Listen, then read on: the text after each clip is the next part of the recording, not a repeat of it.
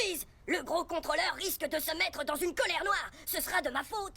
Je vais devoir trouver la caisse. Henry démarre à toute vapeur. Il n'y a pas une seconde à perdre.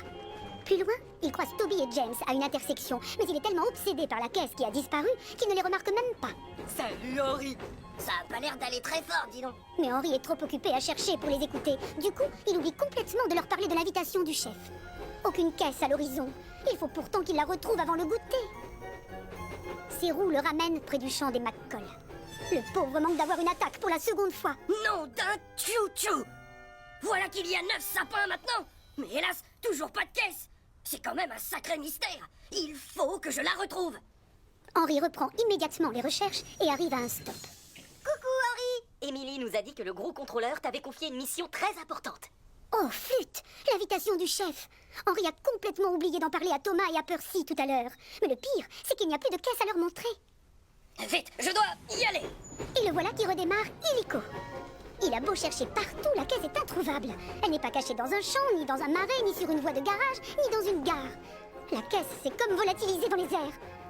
Du coup, il retourne chez Monsieur McCall avec le cœur gros. Tout à coup, il hoquette de surprise. Ce champ qui était vide au départ est devenu une forêt de sapins. Oh, mais ma précieuse caisse, elle n'est plus là. Henri, je t'avais confié une mission très importante. Et pour quel résultat? Il est déjà 17 heures et les autres locomotives ne sont pas là. Le pauvre Henry est tout tristounet. Sa chaudière bouillonne de regret. Pardonnez-moi, chef. Je vous ai déçu, je le sais. J'aurais dû faire beaucoup plus attention à votre précieuse caisse et elle a disparu. Et j'ai oublié de dire aux autres de vous retrouver ici. Et vous êtes en colère contre moi.